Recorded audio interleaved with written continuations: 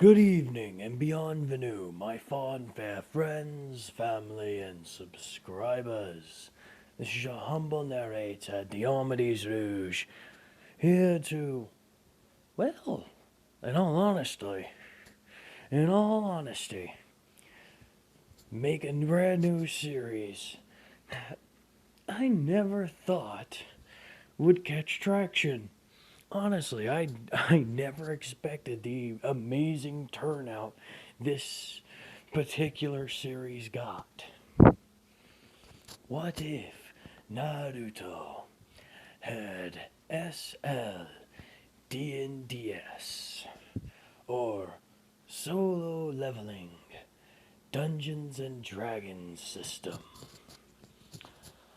Now, for those of you who watched the original one shot, we're going to be picking up from there for the most part. I will be, well, changing a few things. I'll explain to you in a moment. For instance, he will not be getting points to assign wherever he wants. The system will judge based on how he did in those trials, so to speak. And he'll basically get the chance to pick out his spells. Oh, yes, this is going to be quite interesting. So, the first part is, what are his stats? Well, after some deliberation, his strength would equal to about, considering everything how far he ran, what he was able to do, climbing the trees. His strength was measured out to be around a solid.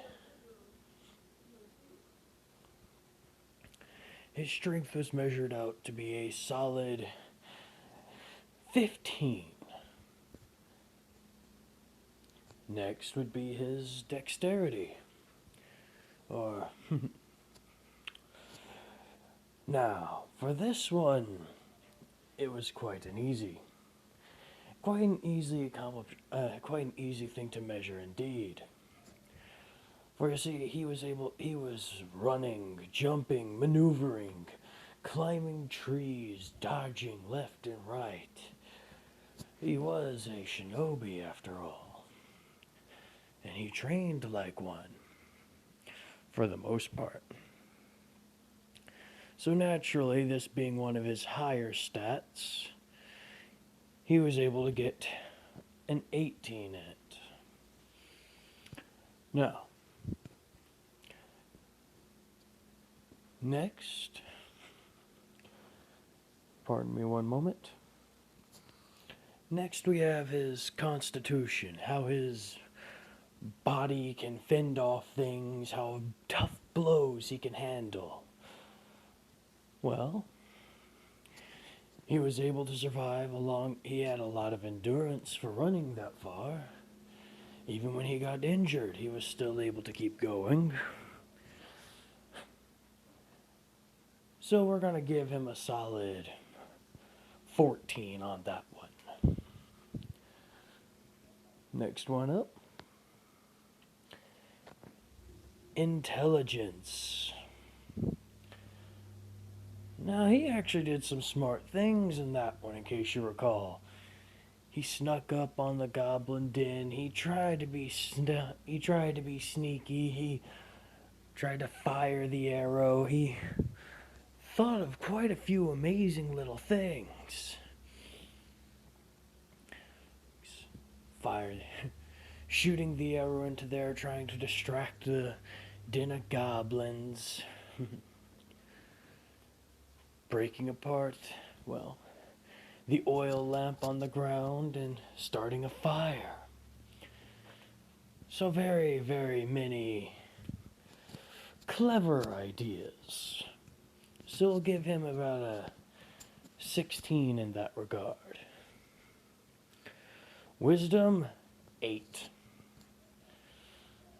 He was not that wise during it, because during his whole little goblin hunting the first time, he fired the arrow, and upon immediately finding out that he was, well, that he had just killed one of them, he immediately said, "What? How the?" Oh yes, there's a difference between intelligence and wisdom. Intelligence being book smart and wisdom meaning common sense. He may be smart at times, but he has virtually no common sense.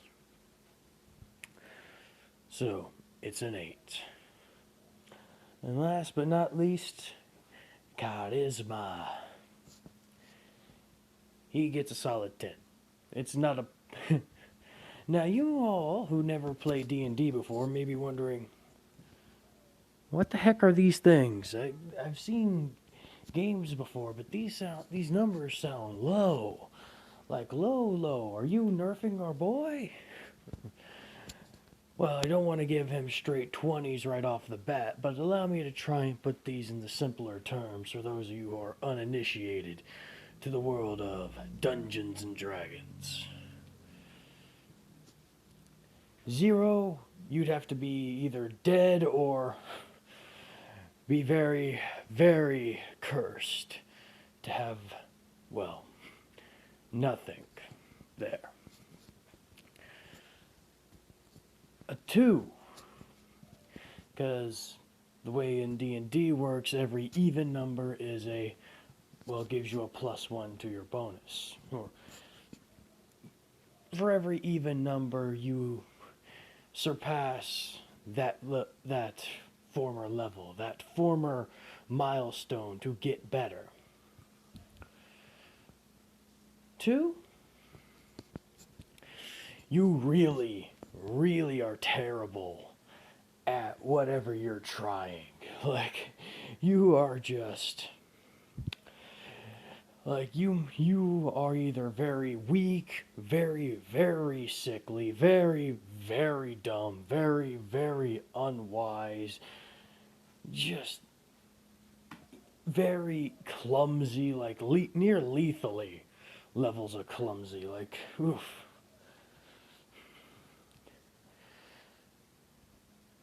3 to 4, yeah, you're not as bad, but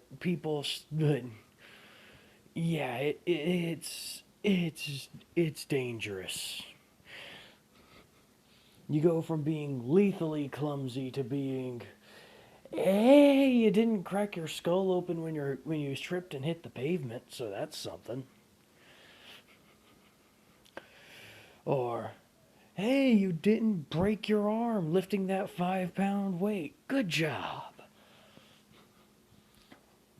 You know? Something around those sort of lines.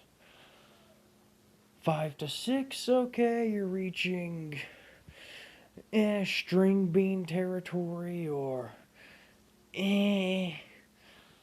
most of your stereotypical jocks that you see in those high school movies levels of intelligence.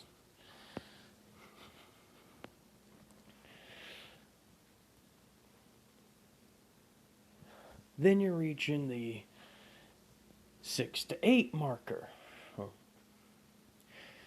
Now, 6 to 8 marker, you're getting a bit better. You're below average, but, you know, you still look like you're trying, and it's not too bad. I mean, you're not the strongest, you're not the most agile, stuff like that. 9 to 10, that's just pure average. That is just pure average. But now comes the pluses. 11 to 12, you're above average. You're just a little bit smarter, you're a little bit stronger, you're a little bit faster, you're a little bit more sturdy. 13 to 14. Oh, Lord. You're above average. You are not slightly, you are most definitely above average. Most would consider you somewhat of a prodigy in these areas. You're able to bench a few easily over 100 pounds. You're easily able to run fast. You're easily able to outthink people or learn new things. Stuff like that. 15 to 16.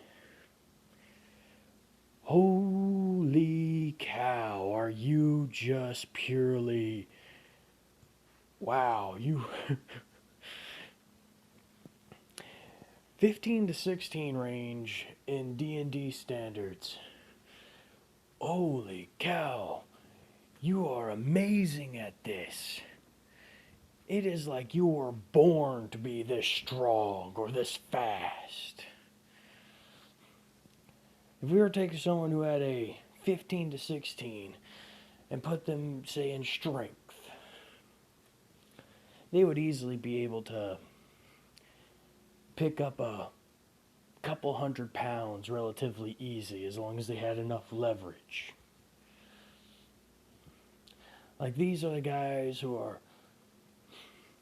very good at what they can do, who just know what they are specialized in. 17 to 18. Well, these are the crazy duggars that can lift 500 pounds, solve super complex equations, can be hit with a truck and still probably get up and walk it off. These are the type of people where you see them and you realize how stacked they are. 19 to 20. You ever seen The World's Strongest Man? I think the record is around 1134 pounds. 1134 pounds. Yeah, this guy could probably lift that with relative ease. Or this guy could probably take that being thrown at him and just go, neat. Or this guy could probably run and jump and move around as best as any parkour expert you think of. Essentially, you don't want to mess with the best. If you're getting to the 19 to 20 range, yeah, you're classified as like a near demigod in that sort of perspective. Now, enough about those logistics. Apologies for talking your ear off, but I just wanted to help initiate those who weren't familiar with this style of system. And depending on the whole situation, depending on what's going on, I may redo the entire thing, and who knows, you may not even get to see this part of the video ever again. I may have just wasted the entire time doing this for nothing. Boy, wouldn't that be a drag. Now, let's get to the real meat and potatoes, why a lot of you are here. What are his spells gonna be? Well, you see, he just became an Eldritch Knight not too long ago. So, let me tell you what he will have.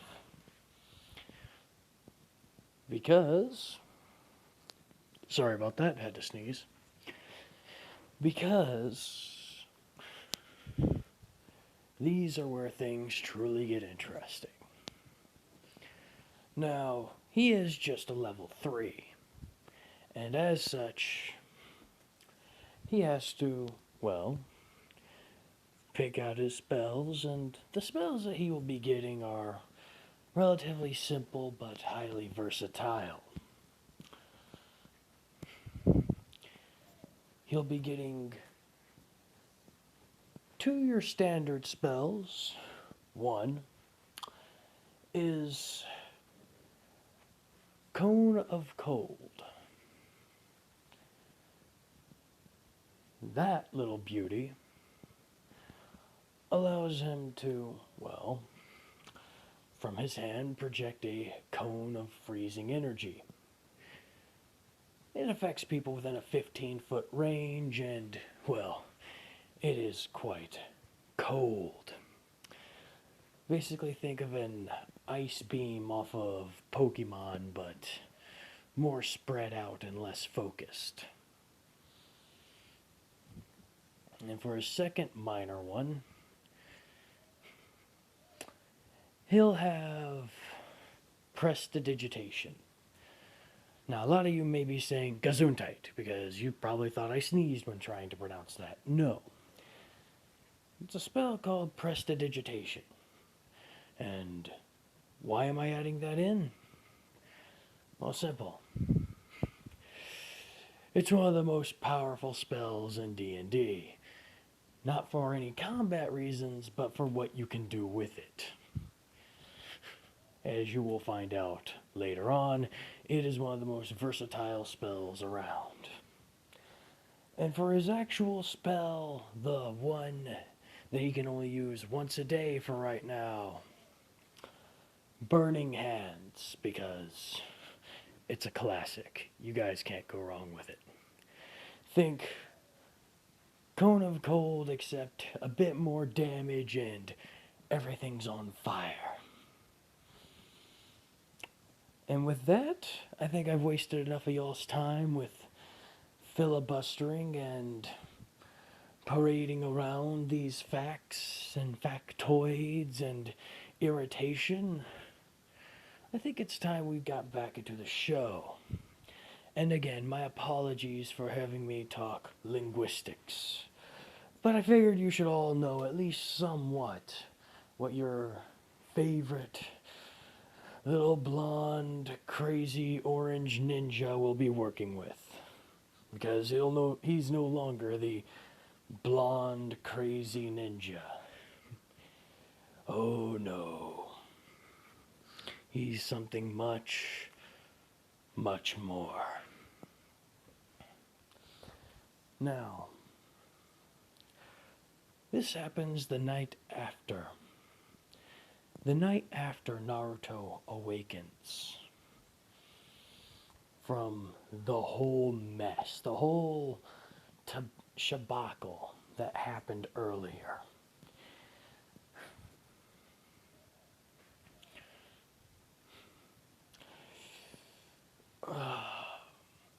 Oh, what happened? As he gets up, stretches, pops several bones along his back, cracks his knuckles as he walks over and looks into the mirror. As he does so, what the hell? He realizes he's bigger. And by bigger, I mean he's about 3 inches taller. He's a bit buffer. He's a bit bulkier. But at the same point in time, he realizes that his leg muscles, his body is very well defined, very lean. But compared to what it was, compared to what he was smaller. He was not like this. At this point, he begins to think, can I even fit in my old clothes? How did this happen? And that's when he sees it, be like, ow. Does this have something to do with those stats he was talking about? As well. He does a few stretches, gets himself somewhat ready. And by somewhat ready, I mean he tries to put on his pants and shirt and everything, but upon doing so, well, the stretch pants are constantly riding up. they they're exposing about 20% of his calves at this point. It's like, no, no, no, no, no, no. I don't want them on my shins. I want them on my ankles. It's like he's trying to pull them back down, but they don't want to pull back down. He tried putting on his shirt and trying sucking in the air to try and make himself smaller. But upon exhaling, well, that famous jacket, or one of those famous jackets, just kind of. And. Pardon me one moment. Sorry about that. Oy. That was my D&D group. Now, back to the show. You realize, dang it, I don't have anything else other than this, and then he thinks. And that's why I thought to himself, wait a minute. There is something I could wear.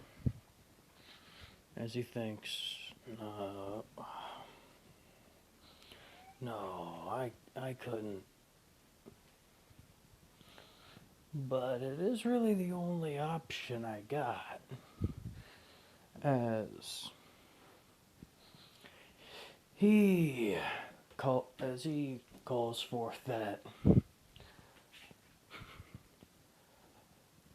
studded leather armor he had.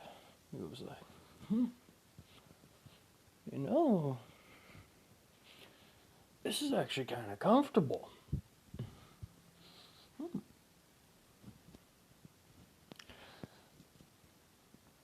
So he puts on a t-shirt, some shorts, and then he starts tossing his leather armor over top of it, making sure it doesn't chafe or ride in the wrong places. I was like, alright. Might as well get ready for what the day has in store for me. As he leaves his house.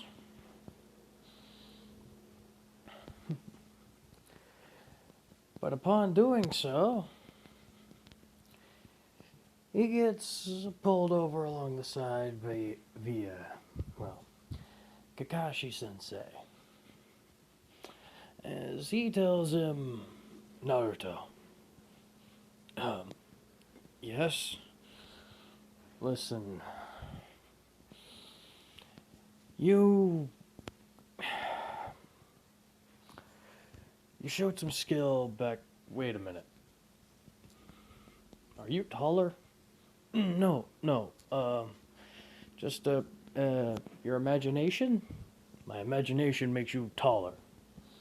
Yes, it's just your imagination. I'm the same size I was yesterday. Uh-huh. And what's with that weird... It's something new I'm trying. Like, okay. Anyways.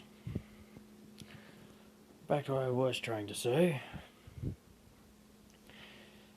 You showed some real skill getting away from, well, him the way you did.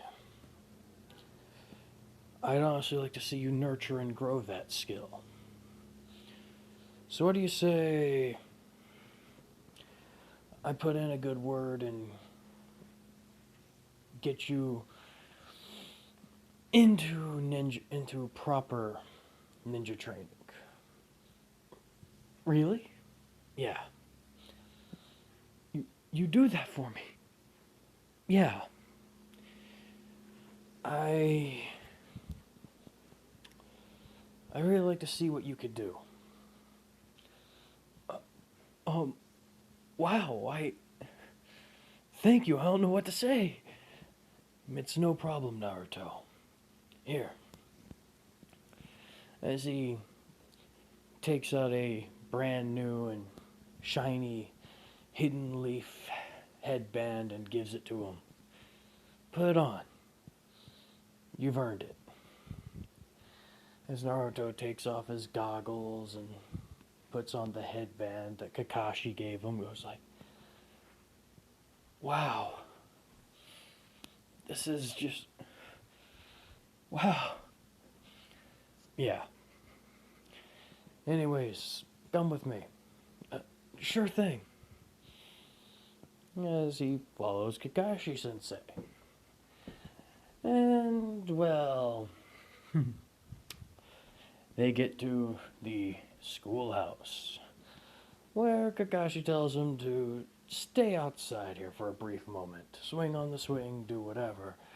I'm gonna go have a chat. He goes inside, and, well, after a few excruciating moments,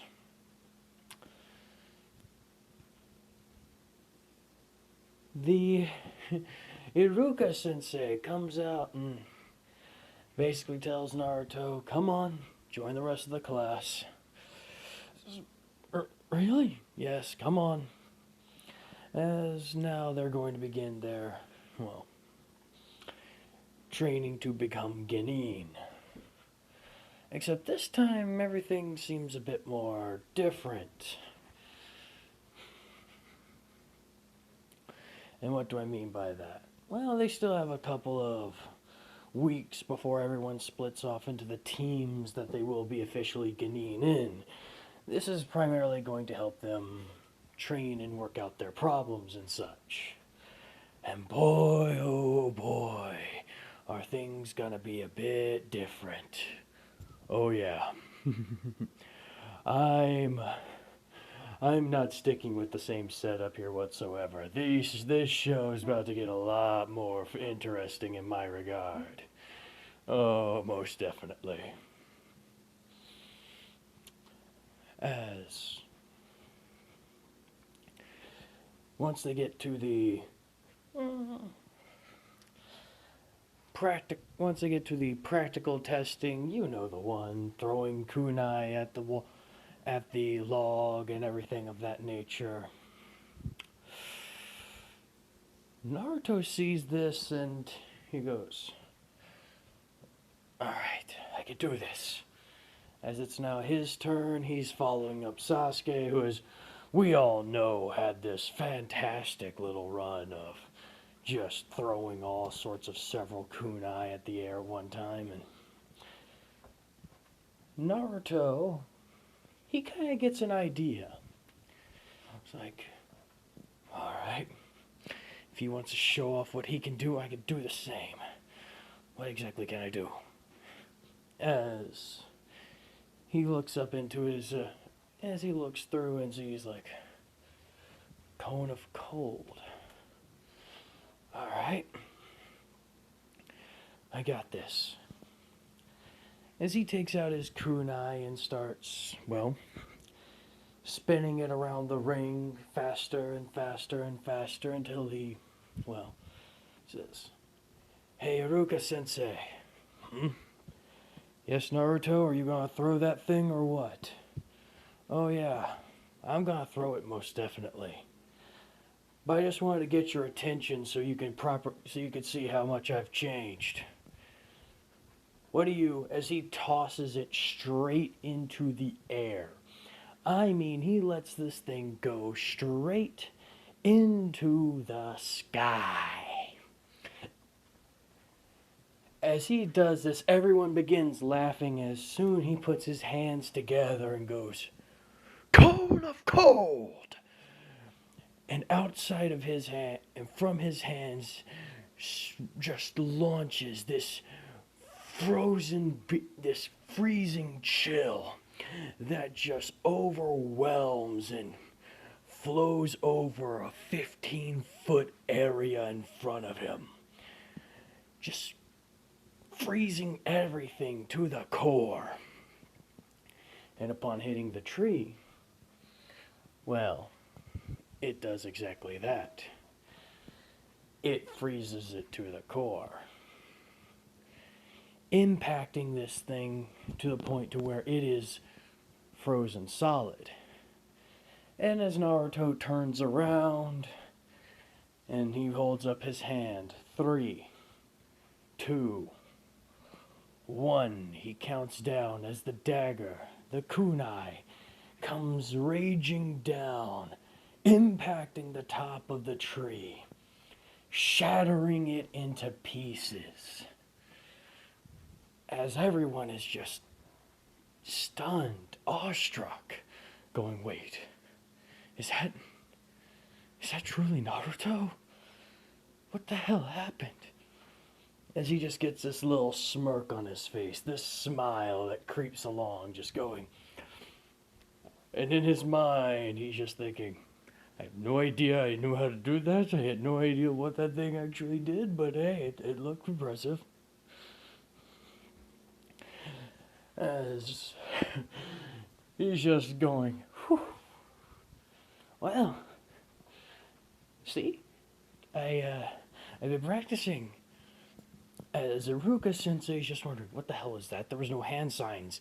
How did he learn some sort of strange technique? What's going on? As well, Naruto's keeping his lips sealed as more people begin to question it.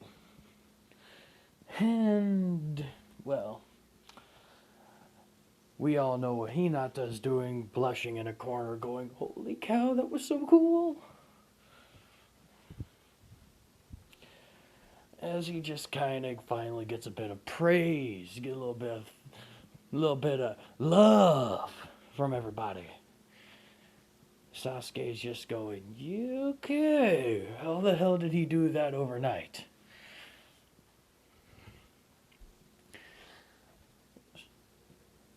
Iruka then follows it up going, okay, enough everybody, enough. Well, Naruto, you were only supposed to throw it. You and Sasuke are both getting detention. You're like, alright, worth it. As well, they both head back inside, finish up the rest of the day, as Iruka Sensei promised. Detention for the both of them. For, not going along with the class assignment. Gotta love strict teachers. They truly are wanting what's best for you. As upon that, yeah, it's about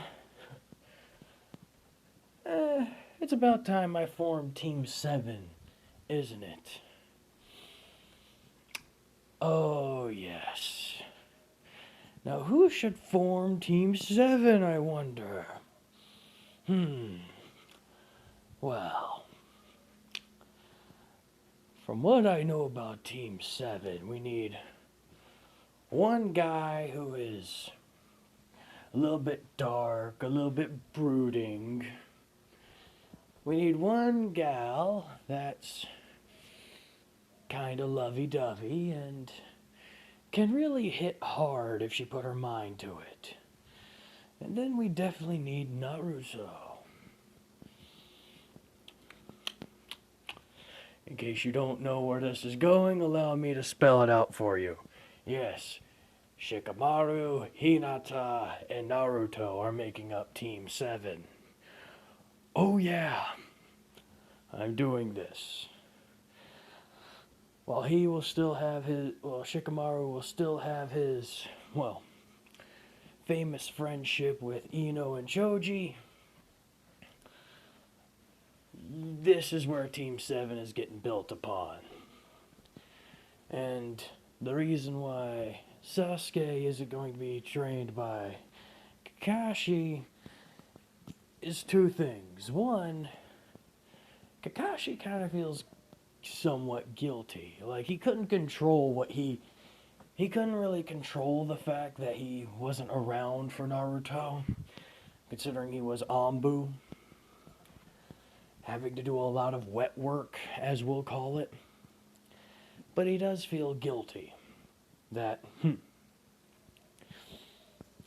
he couldn't be there. He couldn't help him. He couldn't be there for his master's son. And so, he wants to try and make up for it. And he knows if he put Sasuke in there, he'd probably just spoil him. Meanwhile, Hinata is put in there, well, primarily because Kakashi's a great, well, teacher. And he's already got a dojutsu under his belt. So he could probably help her figure out how to use hers a bit more efficiently, considering he's, well, more than likely faced off against a few wielders of the Byakugan, a few Hyuga clan members during his time. After all, the Leaf Village is known for the spear and the shield, the Sharingan and the Byakugan, the best offense and the best defense.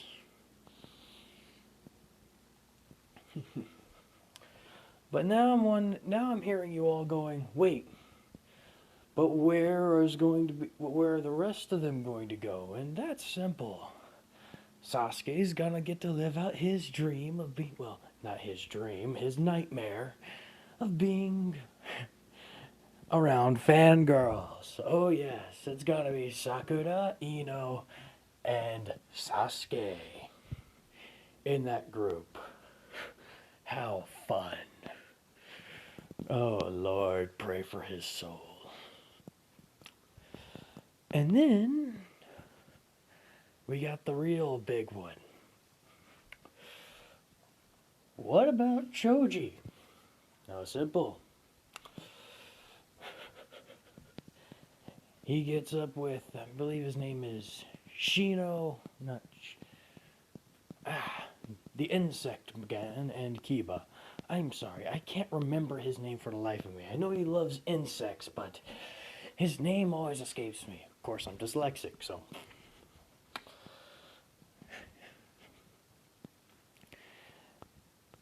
They are having quite the fun time.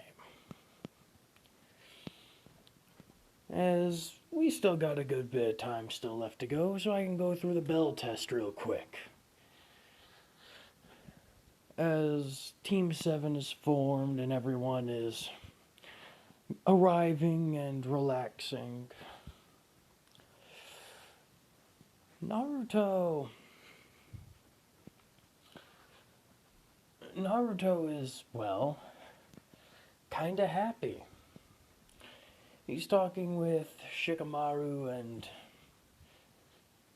just trying to figure out how he feels about this whole matter, and well, Shikamaru isn't giving him any cold shoulder or anything of the such. He's just, well, being his stereotypical lazy self. As Naruto can somewhat respect that. Why? Because he's at least being honest about who he is. He's at least not trying to hide the fact that he could be a lazy bastard. He's willing to wear it on his sleeve. And Hinata is nervous as heck. Why? Well, think about it. The object of her affection is in her team. She's forced to be around him 24/7, 365. Oh, good God, this poor blushing mess. Yep, that's right. I'm giving her the trial by fire treatment. She's gonna have to stick close. As essentially Kakashi is there telling them, alright, we're going to have a bit of a training exercise. What's the training exercise, sir? Well, simple. He pulls out a pair of bells. You will all try and get these from me. If you can, you'll be on my level. Automatically. No ifs, ands, or buts. We'll all view each other as equals. And as Naruto gets a little bit excited, he goes like, alright. What else? No, simple. The ones of you that are able to get close to grabbing these, you'll both get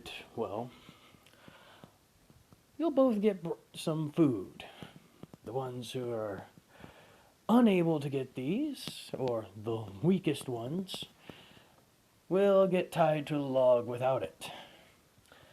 As Naruto goes, As while explaining the rest of this and not really trying and trying to go over the rules, yada yada yada, Naruto lunges forward at full speed, which does catch Kakashi complete a bit off guard. He's going, wait, what?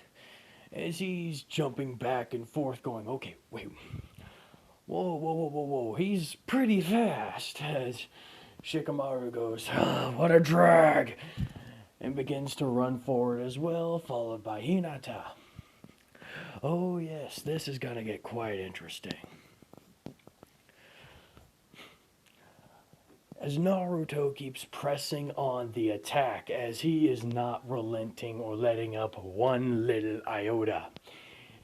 As Kakashi is actually kind of proud of this, going, caught me monologuing, you little scamp. I'm proud of you. As Naruto brings out the kunai, going, trying to swing back and forth, clashing with Kakashi's kunai. As upon getting in a bit of a blade lock, Shikamaru goes, Shadow Possession Jutsu, and tries to catch Kakashi, but Kakashi knows better than this and is able to jump away over across the other pool of water, where Hinata tries to run towards him using, well, the Byakugan 8 trigrams technique. Unfortunately, he sees us coming and is able to, well, trip her up and toss her aside, as Naruto continues to lay on the attack, this time going with the spell, well, again, Cone of Cold. Trying to catch Kakashi off guard with that as he goes, I've never seen that technique before. Is it a mixture of ice and water style? I mean, a mixture of water and wind style? Like, what the hell's going on? I didn't know he could do that already. As he jumps back, pulling himself further and further back along the hole, forcing himself basically into a minor retreat. However, Kakashi can take care of this, don't get me wrong. But he's really trying to see what they can all do as he gets away further into the forest. And that's whenever Naruto stops them and says, okay, Shikamaru, what is it, Naruto? You're smarter than me. Yeah? I need a plan. We need a plan. You're... okay. What do you mean? Simple. We need a plan. You're better at coming up with them. And honestly, I trust you to jump. And honestly, I'm a bit reckless. So, we need to come up with a plan, and you're the best one for that. And Shikamaru just kind of goes, oh. Well, at least he's willing to listen. As essentially the plan goes similar to this. As they break and go towards Luffy and Kakashi, Hinata uses her Byakugan to be able to, well, spot him. As Naruto instantly moves in, jumping up onto the trees and using his acrobatics to lunge himself forward at breakneck speeds. Meanwhile, Shikamaru and Hinata team up to where she is able to find a perfect location for him to set up his Shadow Possession Jutsu as Naruto charges in, and once he distracts him, Hinata will come in from the side. And boy, does this nearly work, as Kakashi is instantly met with Naruto's, well, Naruto-ness, charging in and going straight for the attack, straight on the assault, not holding anything back, throwing a bunch of kunai and shuriken straight at him as Kakashi has to constantly deflect, block, counter, as he's realizing that he can't just fight him like this. He has to fight him in a different manner. Kakashi knows what he's planning. He's an expert ninja. But what if I don't fight him like a ninja? As he goes, I hope this works. And he calls forth Using his Eldritch Knight ability, he calls forth his weapon-bonded short sword. And Kakashi is completely caught off guard. Wait, what the hell? As Kakashi is impacted by this blade that he's never seen before and gets sent, well, stumbling a little bit, wondering how the hell did he do that? Where the hell did that come from? Naruto, you're high. Naruto, what have you been doing in your spare time? As Naruto lays on the assault, even using his action surge ability to be able to attack twice as fast for a short period of time, laying in more and more as Kakashi is, while caught off guard at first from the amount of strikes he can deal, is still able to keep up, but he is grazed by the blade. As finally they reach the clearing where Shikamaru is, and boom goes the dynamite. Shadow Possession Jutsu! As the shadow tendrils come forth, Kakashi caught off guard by, well, Naruto, as Shikamaru's tendrils shoot forward and connect to his shadow, holding him in place, as Hinata runs in from the back lines, going straight at Kakashi's rear, and using 8 trigram, 2 palm, 4 palm, 8 palm, 16 palm, trying to stop him as best as she can. However, before she can even really connect, Kakashi uses, well, substitution technique, and turns into a log and disappears in a puff of smoke, as Naruto just goes, son of a, and begins to scan all around, going, Hinata, where is he? As, well, she's able to find him, and Kakashi says, whew, that was close. Y'all almost really? As Naruto gets this very, very scowling look on his face, holds up his hand and says, I'm tired of playing around.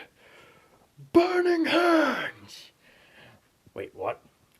As a 15-foot cone of flames erupts from Naruto's hands that burn bright and harsh.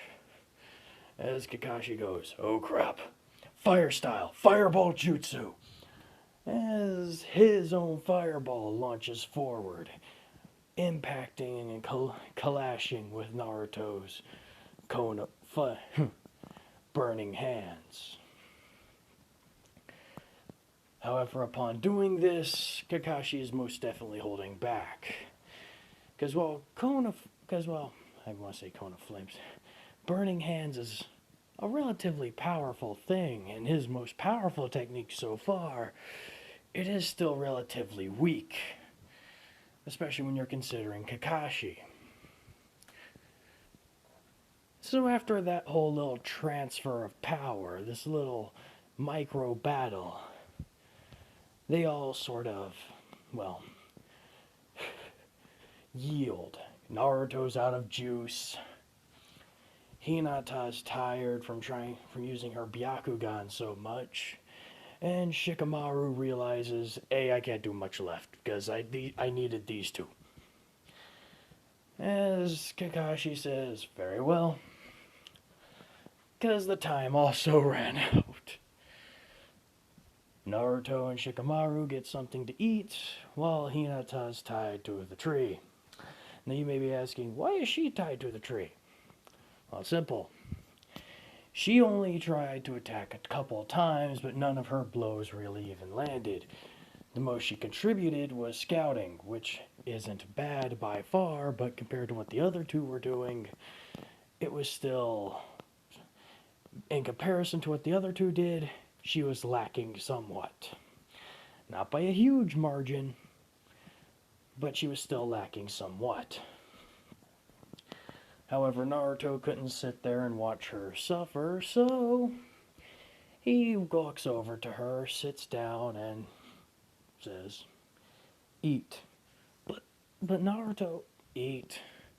But she begins blushing wildly, trying to turn her head, feeling a little bit faint as Naruto just picks her head up, looks her dead in the eye, and says, "Listen, I know you don't like me too much, but I'm not gonna let you suffer like this.